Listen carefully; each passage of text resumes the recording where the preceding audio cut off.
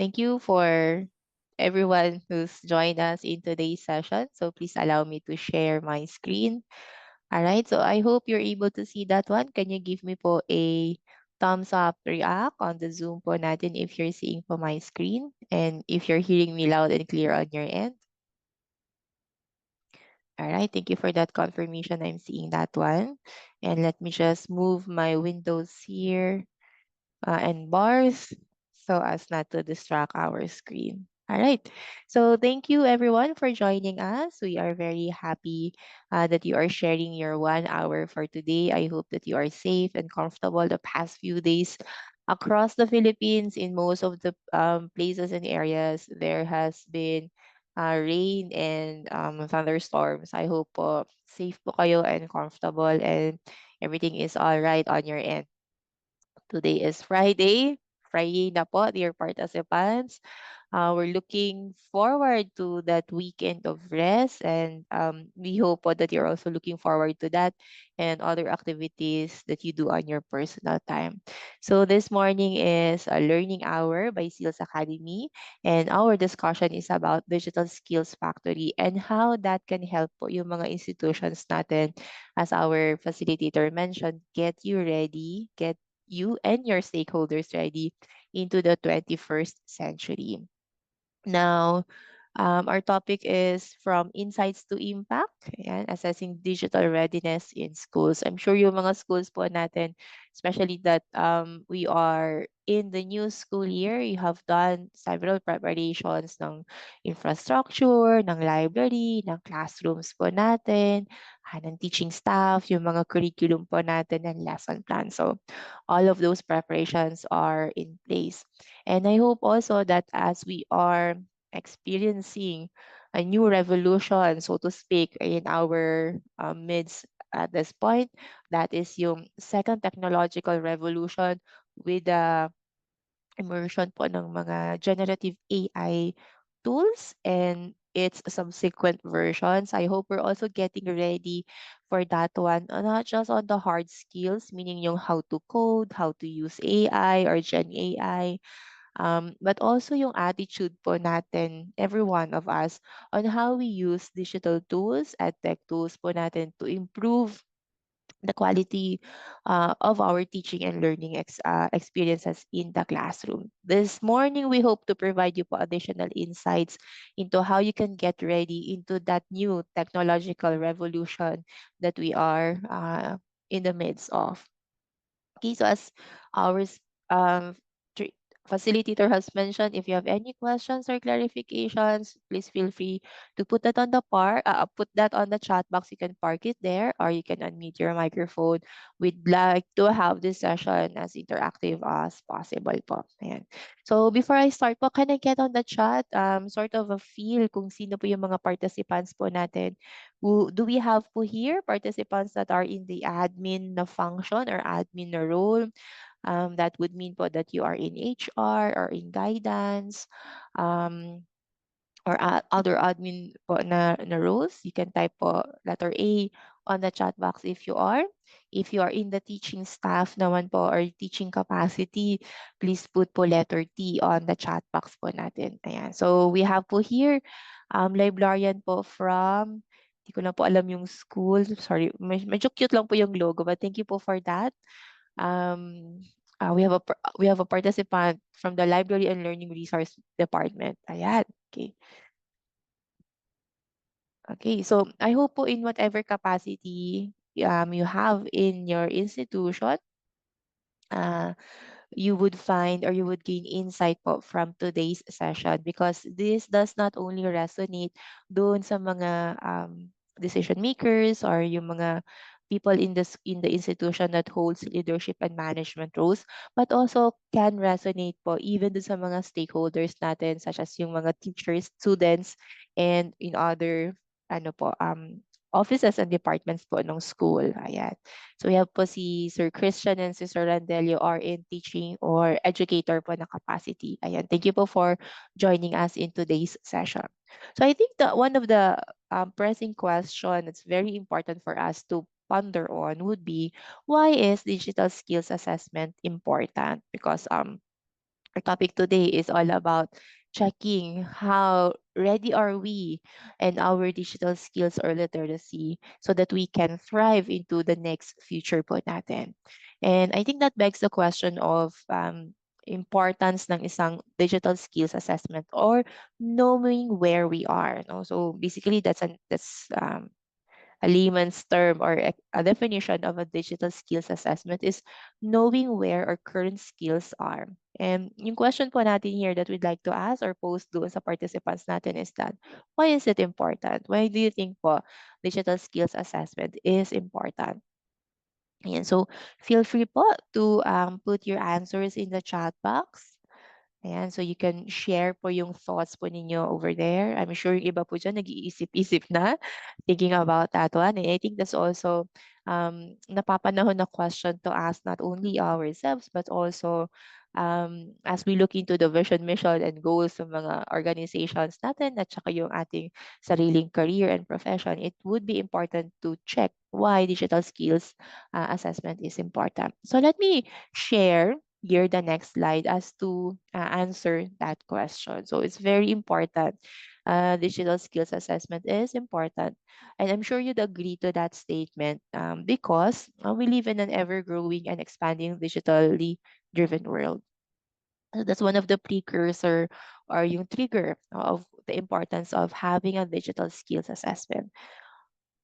Ayan. So digital technologies are rapidly transforming various aspects of our life, from how we communicate and work to how we access information and entertain ourselves. I'm sure, dear participants, when you look at your mobile devices, yung mga smartphones nyo, you have at least at a minimum, 10 app dyan na ginagamit po natin in all other various parts or aspects of our lives. And knowing how to use these tools, itong mga digital tools na to, is one thing. Kasi yung skills of knowing how to use or yung knowledge, technical knowledge on how to use that one is one thing.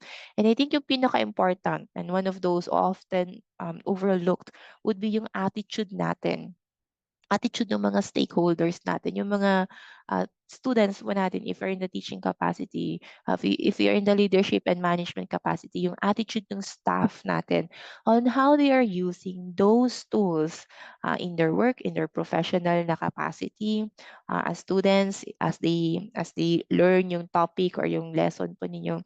Important po to know ano naman po yung attitude nila, how is their attitude and their behavior towards yung edtech tools po natin. Now, the digital revolution that we are experiencing right now, it's characterized by constant innovation and the increasing integration of digital tools and platforms into nearly every facet of society. Ako guilty po ako dito. Yung pagising pa lang sa umaga, hindi pa po nakadilat yung mata ko, yung kamay ko, may sarili na siyang pag-iisip, dinadampot na niya yung phone, no? At binubuksan automatically yung mga SOCMED apps na nandoon sa aking phone kasi gusto ko makimarites ano na nangyari sa mundo ngayon. So, sino dito yung same as guilty as me, na katulad nun? Ayan. So, it's affecting every facet of our life. No? So, that's why it's important that we check, no? We do a check, an assessment of where our skills are. It's very important. And very important also equally would be ano yung attitude natin, behavior natin, how we use those tools po natin. So, I'm sure a lot of you may not notice it before now, but a lot of what you do is governed or nandun always yung presence and influence ng mga edtech tools po natin. Ayan. And for me, another part of yung everyday routine ko that's affected or very um, reliant on tools, no, on edtech tools would be on finance. No? Example, I don't carry na po physical cash as much as possible kasi yung appearance or availability ng iba't ibang mga cashless transactions had made it more convenient for me. No? So, how about sa inyo po? Ano po yung mga facets ng life nyo that's really governed or Parang if wala yung technology, hindi kayo makaka-function. So, again, please feel free to share that one on the chat box if you have yung thoughts po ninyo on that one you'd like to share din sa mga participants po natin, please do so. Ayan.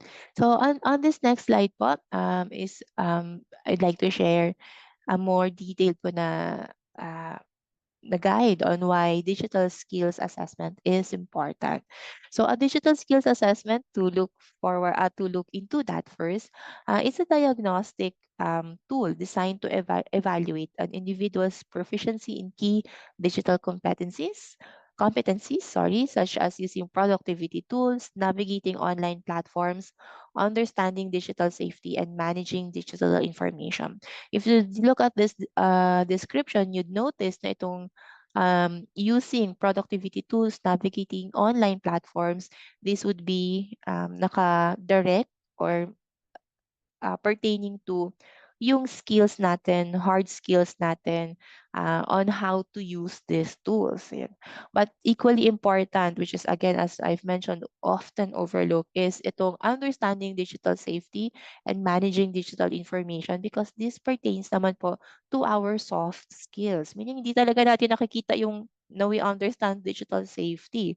You don't really see that in black and white. But you see that one po in attitude and how we are using, how we are behaving when we are engaging in a digital platform or online resources and content.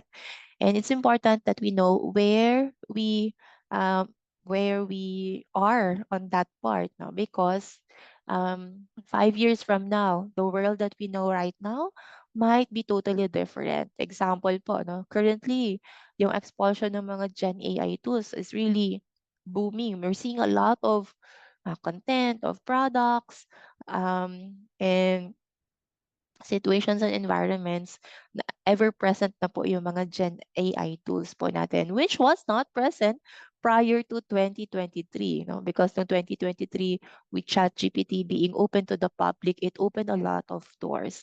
So who knows, 5 years from now, the world we live in right now might be totally different. So very important po to have a better understanding, a better appreciation of our soft skills, ito, and know where we are so that we can be ready as individuals on our capacity.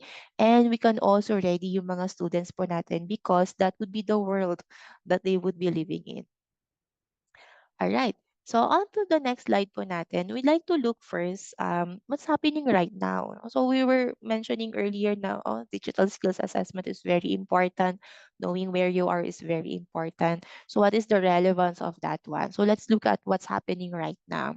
I'd like to start off with looking at ano ba yung current state of digital literacy ng mga Pilipino in the Philippines. So we have several statistics here. And I think you would appreciate yung mga kababayan po natin because talaga naman anything about technology, social media, online resources, and online presence, trending always yung mga Filipino. Ayan. So we're seeing here that yung digital literacy skills natin are fairly well, no, or I mean fairly limited, but you would see here that 87% of employees po natin have basic data skills, rate basic data skills as very important for their day-to-day operations.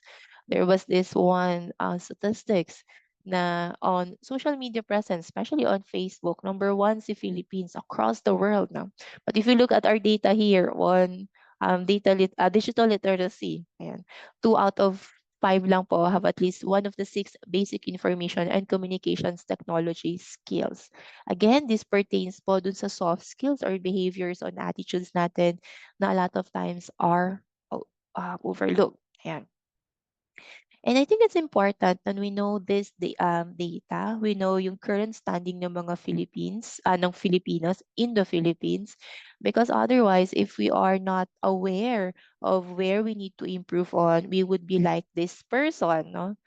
Um, living in a modern world but unable to make full maximum use of these tools that is available. I'm sure you wouldn't want na magaling lang po tayo to consume information, consume yung content of itong mga platforms. We also want to create content, to put into the world something that we can share to improve everyone's current status or current po na experience or environment. So that's one of the current state of digital literacy in the Philippines.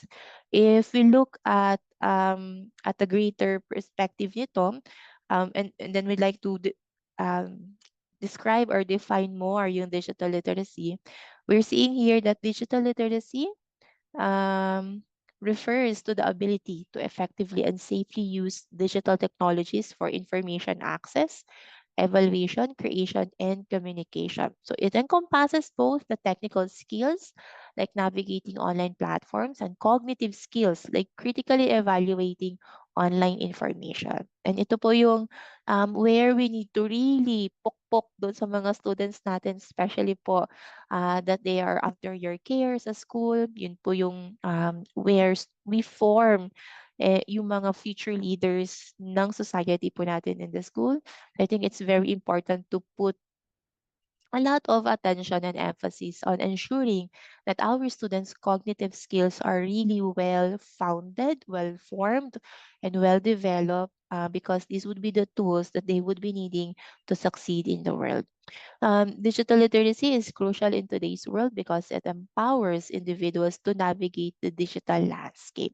And over here po, we're seeing yung important po na characteristics ng isang individual to have yung digital literacy po. So, if you notice po, itong mga characteristics na to or yung dapat meron yung mga individuals po natin does not, is not exclusive lang for digital literacy. I'm sure you've seen these characteristics in other contexts as well. So meaning ganun po siya relevant across contexts and across disciplines and across subject areas. So we have here critical thinking and problem solving. Ayan, online safety and privacy. Now more than ever, that's very important. Ayan, bridging the digital divide, career preparedness, access to information and learning, effective communication and collaboration, lifelong learning, and innovation and creativity. Now, if you can choose, if you are parang asked to choose one lang po na characteristic here, what would be yung characteristic na dapat meron yung mga individuals po natin? So again, please share that one on the chat po natin.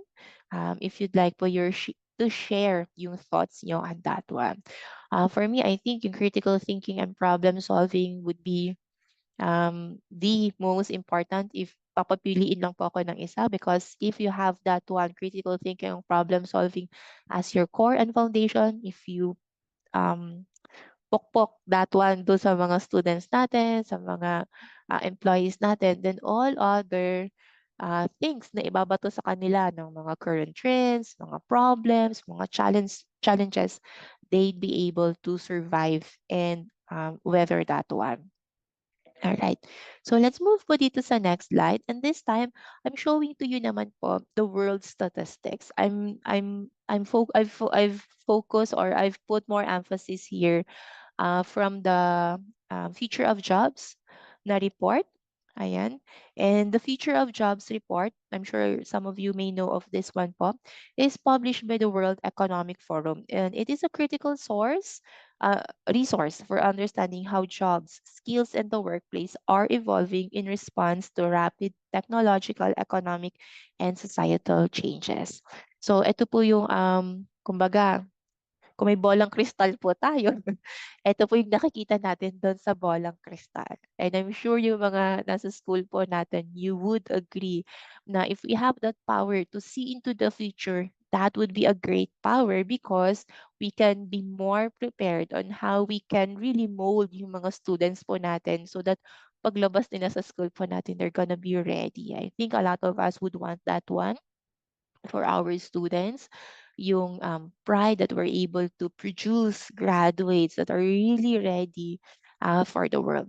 So we're seeing here that the drivers of business transformation according to the Future of Jobs report is number one po dito, pinakamataas na score, yung broadening digital access, which is in the Philippines, I think we're fairly good at that because we get we get access to a lot of information and resources. Unlike other countries, we have very limited censorship on any na mga platform. So say for example, sa America, they banned TikTok already there. But in the Philippines, kumbaga, we have um, unlimited access to all of these websites or areas where we can get information and resources. So with that being said, meaning yung mga students po natin are really consuming a lot of information because they have that unlimited access. But again, let's look at how they are using that information, how are they processing information. So yun po yung dapat nating tingnan because 80% at least 80%, 86%, ayan. Doon sa future of jobs po natin, AI and information processing technologies will be used. Ayan. One of those na always disclaimer nila or not disclaimer, um, warning label when it comes to AI is that dapat hindi tayo maging super reliant or dependent on AI. No? Because if we do, we lose yung cognitive function of understanding and then yung comprehension and analysis. But AI on its own, it's neither bad nor good because it's a tool. It's always nasa tayo human na gumagamit on how we fasten or fashion yung tools na to. So AI. So a lot of times, because things are very new, we tend to unknowingly abuse yung tools that are provided to us. And for our students, that can happen a lot. I'm sure you'd agree or you would see some of the students or personnel because it's so convenient to use. Sometimes they lose sight of dapat may proper use yung mga technologies na to or mga tools na to. And again, babalik po ako always doon sa soft skills natin, going back to that digital literacy, knowing how to use it properly. Ayan. And now more than ever, that's going to be very important because yung prediction ng job growth and loss is what you're seeing on your screen. At least 170 million new jobs will be created. But at the same time, because there will be jobs that may no longer be that needed because of new technologies, around 92% million jobs will be displaced. But the silver lining here is that as some of the jobs are replaced by technology, at least 1,000 million jobs will continue to evolve, grow, have more function, have more refreshed function, um, because we are in an evolving labor market. Yan. So if we look at ano ba yung mga jobs na yon, yung jobs of the future na yon, this would be the largest growing and declining jobs by 2030.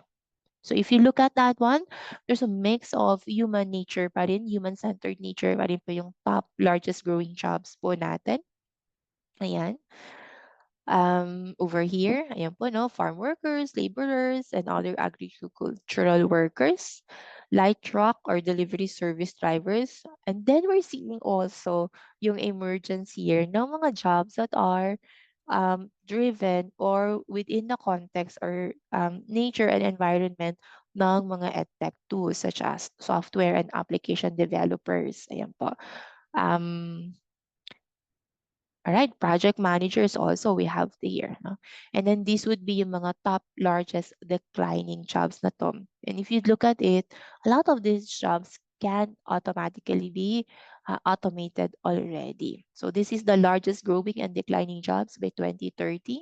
And this is naman the fastest growing and declining jobs by 2030. So this one we're seeing po um, heavily on a tech na background and understanding, big data specialists, fintech engineers, AI and machine learning specialists, and so on. And so yung mga students po natin dear, participants. Paglabas po nila, pag-graduate po nila 5 years from now, 10 years from now, this would be the jobs na makikita po nila. So, how are we preparing yung students natin on that one? And more importantly, because tayo po yung nag-educate dun sa mga students natin to have all of the skills, how are we ready naman po to help yung mga students po natin or to guide yung mga students po natin? Again, babalik po tayo doon sa earlier po natin na mini-mention that it is important to know where your current digital literacy skills are so that alam po natin saan natin pupunuan yung mga skills, understanding concepts or theories to help us um, top up, no, or provide those support and guidance doon sa mga students po natin. Okay. Over here naman po would be the top fastest growing skills by 2030. If you would look at this one, you'd have a common, you'll arrive at a common conclusion na a lot of this involves critical thinking, understanding, and really high cognitive skills. Ayan po.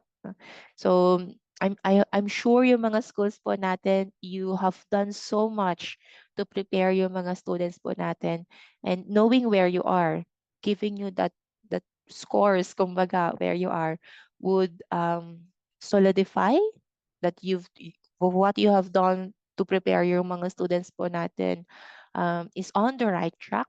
If not solidify, give you a better understanding on where you can fill the gaps. Ayan. Here naman po, would be yung mga last slide po natin, no? This illustration would show how will businesses, yung mga papasukang trabaho ng mga estudyante po natin, respond to AI developments po. And a large percentage of that, at least by 77%, shows that reskilling and upskilling existing workforce is needed to better work alongside AI. Yan. So, yung mga participants po natin here na nasa leadership or management skills, to prepare po yung workforce ninyo to support yung mga students and other stakeholders, how are we naman po in checking ano po yung kailangan pa ng mga current workforce po natin. A lot of from the future of jobs po mentioned here, no, 77% needs to be reskilled and upskilled yung existing workforce nila so that they can work alongside AI. Yan po. So I hope this statistics has provided you a better appreciation of understanding um, and um, accommodating yung awareness of yung need to know yung ating current digital literacy skills and assessing where they are right now.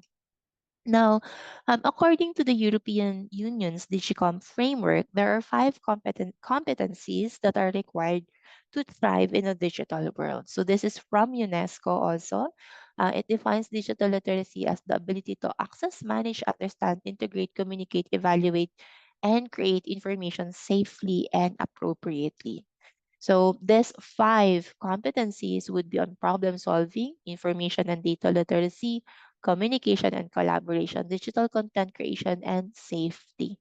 If you'd look at it, out of the five, four here would be pertaining to cognitive skills and only one po on hard skill, which is digital content creation. So ganun po ka-importante to really harness yung ability ng mga students natin to comprehend, analyze, and think because tools would be coming and going. Kumbaga napapalitan siya, di ba po? From computers to machine learning to Gen AI, napapalitan siya. But ang hindi napapalitan is yung capacity ng mga students natin to be agile, to be ready, to be adaptive doon sa mga changes na yon. And you're doing a good job preparing yung students po natin. Now, at this time, we're asking again another questions. I'm sure nakapag-reflect, nakapag-isip-isip na po kayo, saan po ba yung current digital literacy skills ng mga students ko, ng mga stakeholders namin, ng mga employers ko or personal under myself or even yung sarili niyo pong digital literacy skills. So I'm asking now this another question. How confident are you in your digital skills and that of your institution and stakeholders? Ayan. So you can again share yung confidence level niyo here doon sa inyong digital literacy skills. Ayan. So ako, I'd rank myself 7 out of 10, no? Because there's still a lot of room for improvement, still a lot of things to know, to learn, and then it is exciting, especially right now because a lot of things na gusto kong matutunan gano'n siya ka-accessible 'no. Ang kulang na lang do'n is yung time to really pour myself into these things na gusto kong matutunan. And technology has made the world smaller, so to speak, because at this time we're able to access information even if nasa kabilang panig ng mundo yung information na yun, such as yung mga libraries ng iba't ibang schools, top universities, we now can have access, whereas before naku, kailangan yung physically nandoon. But this time, it's able to we're able to do that. Ayan, so si sir, nag-share dito average po mga 5 to 7. Ayan, that's good po. Actually, ang sabi po, I mean, this is one of those parang kasabihan 'no, that I really like na sabi po kasi, and this is what I usually put into practice, that you're halfway solving the problem, any problem that you have, if you know what the problem is. Acknowledging yung problem or acknowledging yung teka ako ata yung may problema or teka ito siguro yung kailangang gawin, you're halfway solving already, that one 'no. So if we're able to acknowledge yung current natin na skill, you're halfway, fulfilling naman po yung capacity natin or yung potential natin into increasing yung ating, skill. So same tayo diyan sir, around that din po yung aking self-evaluation or confidence level ko dun sa aking digital literacy skills. Now, here, on this slide, I'm going to circle back dun sa first natin na slides, no? Why is digital skills assessment? Why is it knowing yung scores ng ating digital skills, digital literacy very important? So it's very important because if we're able to know ano yung kulang, ano yung kailangan pa nating punuan, ano yung alam na ng mga stakeholders natin, hindi na natin kailangang ibigay sa kanila yon. Then we're able to provide just right interventions, just right training, just right na guidance, just right na resources para doon sa mga stakeholders natin. Saktong-sakto para doon sa kailangan nila because as you would agree, numbers don't lie. 'Pag 7 yun, 7 yun. 'Pag 5 yun, 5 yun. Meron talaga siyang meaning. I think that's the beauty of numbers because, um, wala siyang feelings yung numbers. 'Pag yung score mo 75, 75 talaga yon. And that's, knowing your score is, in a way, for me especially, it's liberating, because um, I'm able to see right now ano yung kulang, 'no, ano yung kailangan pa 'no. And then, for a lot sa school another importance of this one 'no, knowing yung just right na ibibigay natin dun sa mga stakeholders natin can actually support yung vision, mission ng school or ng department natin or ng institution, your goals and your objectives. So meaning yung mga materials, resources, activities na binibigay nyo doon sa mga stakeholders ninyo so that they can level up yung kanilang digital skills, kanilang digital literacy are all going to be geared toward that bullseye, no? Slowly but surely. So yun po yung importance nun. And you might be looking at or asking, ano yung digital skills assessment na yan? Where can I see that? What would that look like? So there are a lot of platforms providing mga assessment on our digital skills. I'm sure you've also encountered yung mga platforms to check ano ba yung personality type mo, ano ba yung love compatibility ninyo, ayan. No, so I'm sure we are you have come across a lot of those. Also for digital skills and other skills level po natin, we have those available in the open market. But in CNE, we'd like to share to you a solution that is authoritative, meaning yung assessment items natin, yung questions are really from a framework that is established and recognized. And it is yung result ng assessment natin can be aligned to courses or yung mga resources that would be just right para dun sa mga students or stakeholders natin. It ensures learner success in an easy to use platform. So we have a solution that looks like this one. And very briefly po, I'd like to share That solution is from CNE Adaptive Learning Solutions. That's who we are as a sales. And very quickly po, I'd like to introduce these two institutions that can support you on this one. So one is CNE. We are 31 years in total in the service or in the business of serving po yung mga stakeholders po natin. And throughout that years, we have po created several brands and units to support yung mga stakeholders po natin. We started as a humble publishing company 31 years ago. And from that po, nanganak po yung aming business to serve yung mga stakeholders natin into different resources or units po natin. So we have this one, CELogic, providing po online research materials and databases for higher ed institutions. We have Kite Digital Educational Solutions, 12 years already, providing naman po interactive lessons, digital publications for our K-12 and higher education. And we have Makerspace, to revolutionize po yung mga libraries po natin, learning areas po natin, STEAM labs po natin, and everything and anything that your school may need po. And just last year, we have CNE Nexus or CE Nexus. This is the international company of under SEALS. It is based in Singapore and it is servicing naman po our Southeast Asian neighboring countries po. So the tools that we bring inside the Philippines from our global partners, we make it accessible para doon sa mga kababayan po natin. So that is the thrust of CNE. And together with Digital Skills Factory, which is a social entrepreneur po na company, meaning social entrepreneur, they're more about social enterprise, sorry, they're more about providing service, helping po yung mga stakeholders than making money. Ayun po, no? They focus naman po on digital literacy as an essential building block for development. So DSF is sustainable, scalable, and cost-effective training solution for the digital age. And you've seen po their video earlier before we started po yung session po natin. Now, at this point po, in a few minutes, I'd like po to um, delve more into what Digital Skills Factory is and how this one can help you get to know your current digital skills and digital literacy assessment po. So Digital Skills Factory, this is an online training provider focused in improving digital skills and competencies.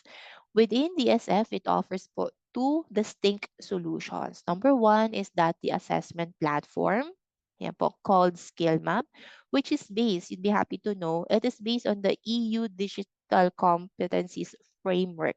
So the European Digital Competencies Framework to measure current digital skills of individuals or groups po natin. So yung mga tinatanong po doon sa assessment na to are really reference from a framework na ginagamit globally.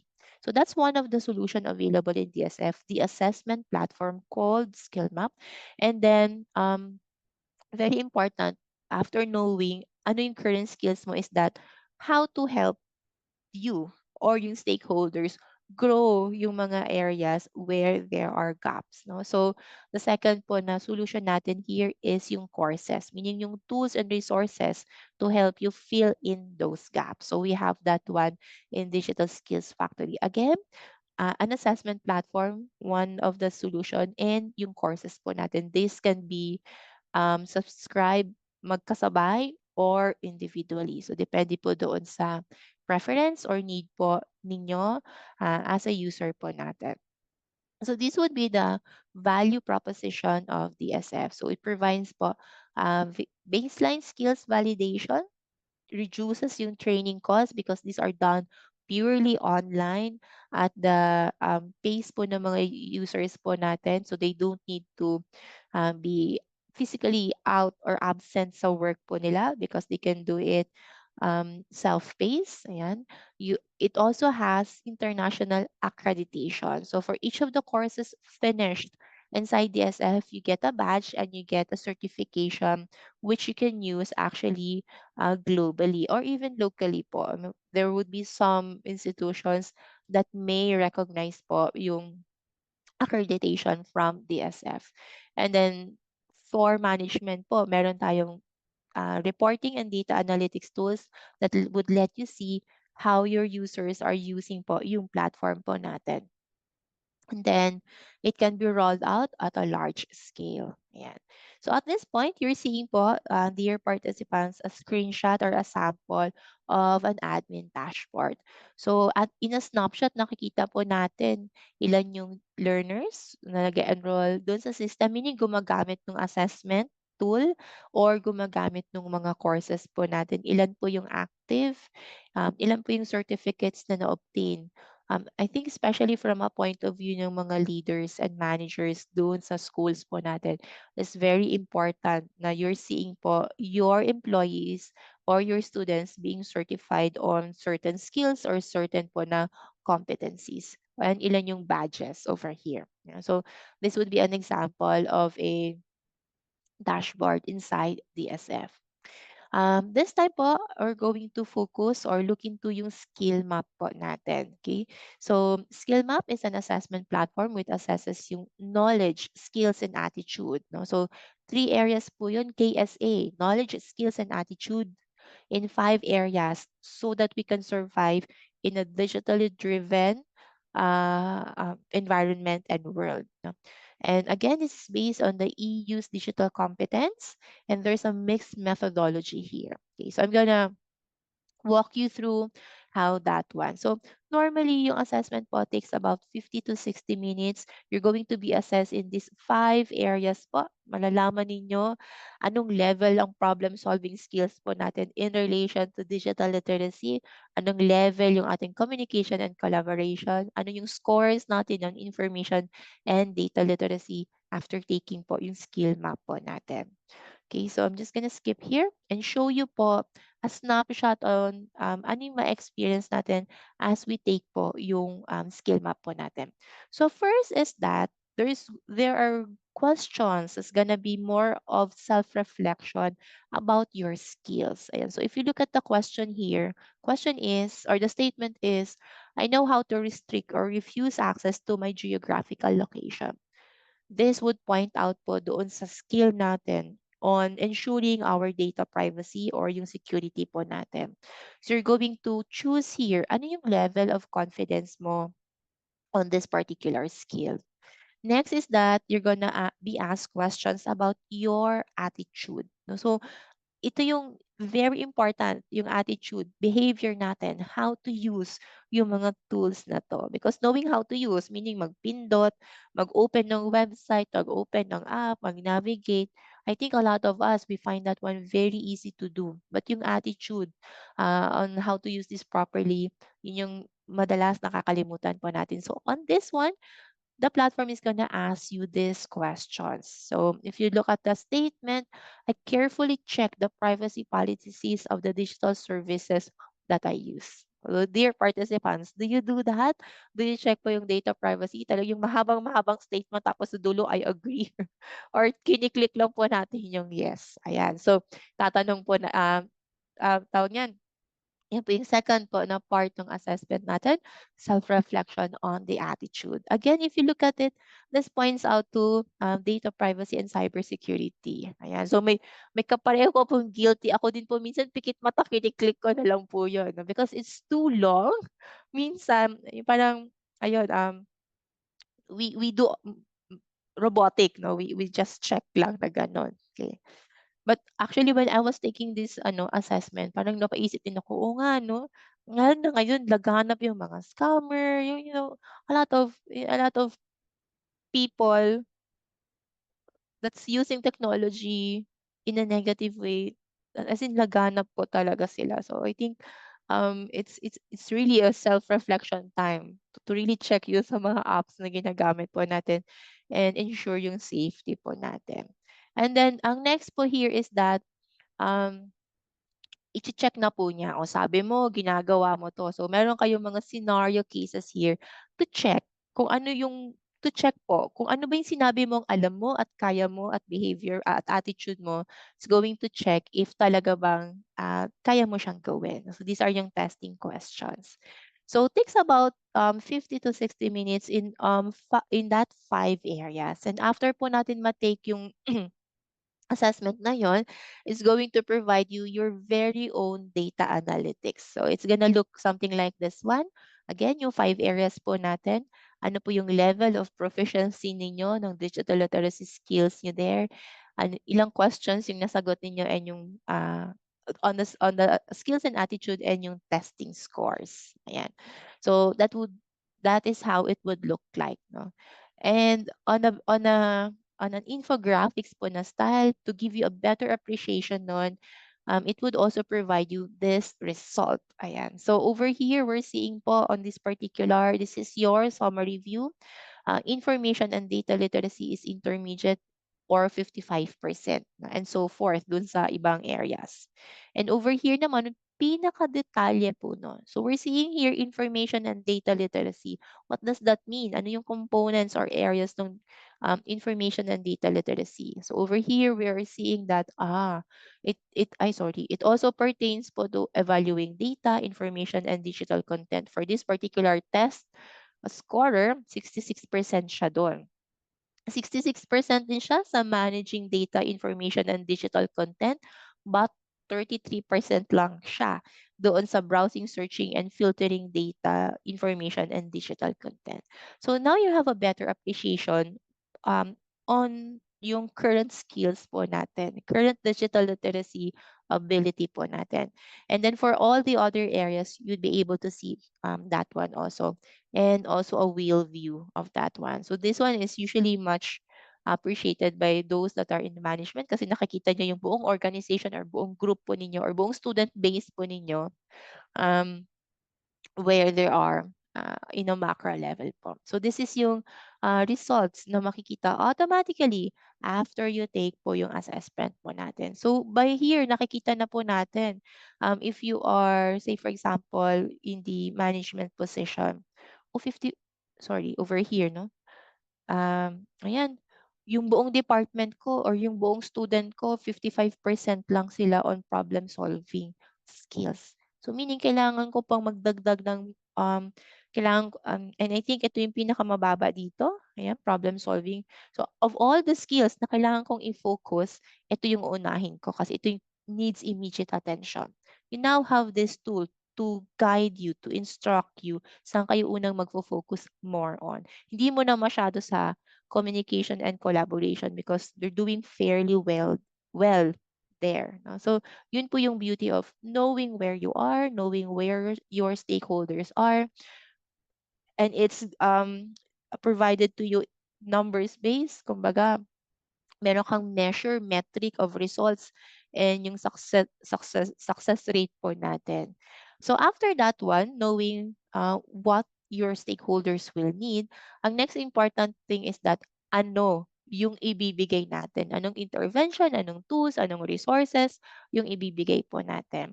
Now, if you have you can approach this one in two ways. If you have your training department or a department that handles that one, the good thing is that you can pass on the result and they can work on resources to fill yung gaps ng mga stakeholders po natin. If you don't have that one or if yung current department nyo doesn't have yung existing resource to fill each of the gap here na kailangan po ng mga stakeholders po natin, that's where the second solution within DSF comes in because we have built in or readily available courses already.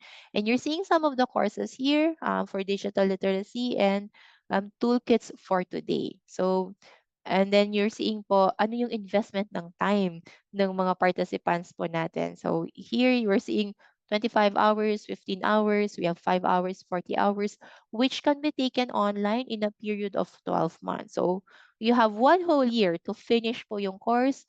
So you're seeing yung value nito because they can take it on their free time or when they are ready.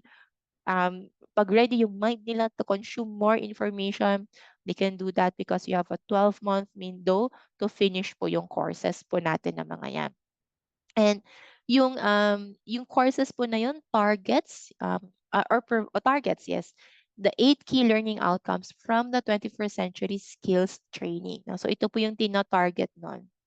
So if you look at it, and then you refer back dun sa future of jobs po natin na statistics, we're seeing po na this training, these courses would really prepare yung mga students, stakeholders natin, even yung current employees po natin, would really prepare doon sa magiging future ng workplace, future of yung ating working environment.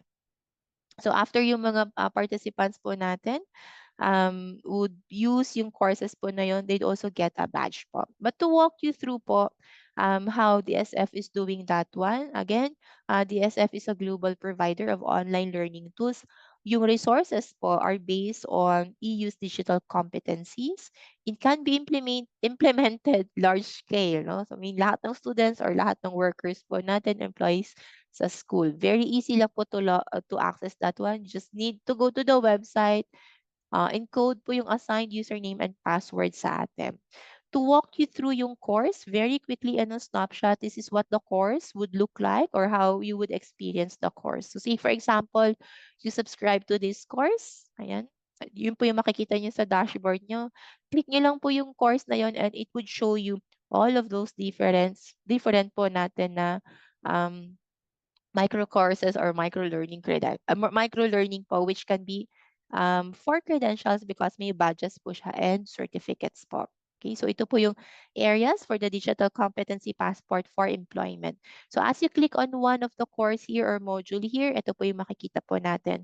The courses are a mixture po of videos, reading materials, but always po there meron pa rin pong assessment. So, yun yung beauty po ng courses po natin because meron pa rin pong ongoing assessment on their current proficiency on each of these modules po natin. So, really good po na available and ready na resource to fill the gaps ng digital literacy ng mga stakeholders po natin which is provided to you through an assessment. Ayan po. Alright, so this is a sample po ng mga badge po natin for each of the core modules completed and for each of the courses completed over here. Okay, so I think I'm on the last few slides of my presentation. I'm also sharing to you that for DSF, it also provides for us mobility because the materials or the platform is also available in an app po. So available din po siya for in mobile app. So for those that are on the go, very good to use po that one. So to recap po, ayan, Digital Skills Factory is able to help you assess yung mga stakeholders nyo from assessment to enablement. And this is how it is done or how you experience po that one. Okay. So I'm pausing my screen right now or turning over the floor to Claire to open po yung Q&A po natin. Thank you for your time and attention to listening to that presentation po.